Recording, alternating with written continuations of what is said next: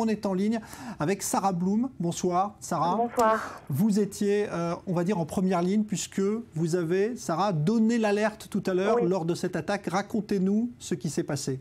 Tout simplement, je marchais sur le trottoir et j'allais en direction d'un immeuble qui s'appelle Shaarei à Ir, qui est juste à l'entrée de Jérusalem, et j'allais chez le médecin, tout simplement. Et j'étais au téléphone avec ma mère, qui habite à l'étranger, et j'ai vu cet homme, jeune homme, relativement, qui marchait vers moi et qui avait la main comme ça de côté, qui tirait quelque chose de sa poche, et c'était un couteau. Et là-dessus, je me suis arrêtée net, et il a vu que je l'avais vu, puis j'ai commencé à hurler, tout simplement, help, mechabel, qui veut dire terroriste en hébreu. Et j'ai commencé à courir pour me mettre à l'abri, puis ensuite j'ai vu des enfants, en fait, j'ai entendu des enfants hurler avec moi, mechabel, mechabel, terroriste, terroriste, et lui s'est mis à courir aussi. Il avait un comportement très étrange, hein. Il marchait un peu en diagonale, il avançait vers moi, enfin, c'était rien de normal.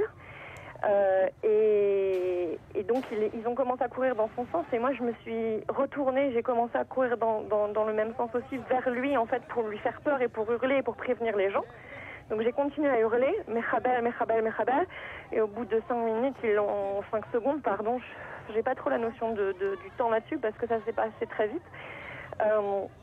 Ils l'ont abattu, je l'ai pas vu, mais je l'ai entendu bien évidemment. Puis moi, au moment où les coups de feu ont retenti, je suis allée me réfugier dans un truc de l'auto orange, là, en métal. Et je me suis cachée là-dessous pendant 10-15 minutes pour me calmer. Et puis voilà. Et puis depuis, j'essaie de retrouver un petit peu mes esprits. Est-ce que vous avez vu le moment où il a poignardé justement une passante juste après? Non, heureusement que je l'ai pas vu. Simplement, j'ai entendu bien après coup, j'ai vu d'abord une jeune fille arriver en larmes en disant qu'il y avait une femme malade, qu'elle était malade, qu'il fallait faire attention, etc. Et je pense que c'était ou sa fille ou sa nièce, j'en sais rien. Enfin, toujours est-il que les unités de sauvetage de Hatzalah, quand je leur ai demandé s'il avait poignardé quelqu'un, ils m'ont dit probablement pour me calmer que non, mais j'ai appris par la suite que si. Donc bon, voilà. J'ai eu énormément de chance et j'ai eu aussi les bons réflexes, et je dois dire quelque chose, c'est qu'il est très important pour tous les Israéliens de prendre des cours de self-défense, parce que je pense que c'est aussi ça qui m'a permis d'avoir certains réflexes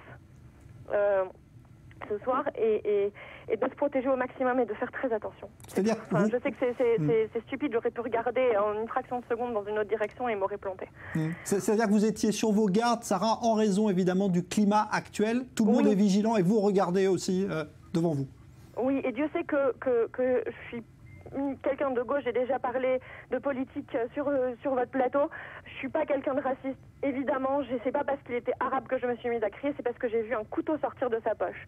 La réalité, elle est là. Merci Sarah. Oui, vous vouliez ajouter quelque chose? Non, je voulais simplement dire qu'il y a différents débats, mais là le débat c'est qu'il y a quelqu'un qui a voulu me poignarder ce soir et que j'ai eu énormément de chance et que j'aurais pu ce soir être à l'hôpital sérieusement. Et voilà, et je crois que c'est important vraiment de focaliser là-dessus, sur c'est pas simplement de la terreur, il aurait pu ruiner ma vie ce soir, il ruine la vie de plein de gens en ce moment, et j'en ai marre d'entendre ce qui se passe dans les médias en France, sur les médias britanniques où c'est encore pire, les médias internationaux en général. J'aimerais vraiment que ce que je suis en train de dire chez vous ce soir passe ailleurs, et je vais essayer de le dire partout. Parce que j'ai une certaine légitimité à le dire, dans la mesure où je ne suis pas de droite, je ne suis pas une raciste de base, etc. Je suis quelqu'un qui est, et c'est connu, plutôt de gauche et plutôt pacifiste. Mais il y a un moment donné, il y a une situation qui est intenable. Et là, c'était ma vie qui était en jeu. On parle plus de politique, on parle plus de rien, c'était juste ma vie en fait. Et ça, c'est très important que ça soit dit, c'est que ça ruine littéralement l'existence des gens. Merci. Voilà, c'est tout ce que je voulais ajouter. Je pense que c'est important, c'est tout.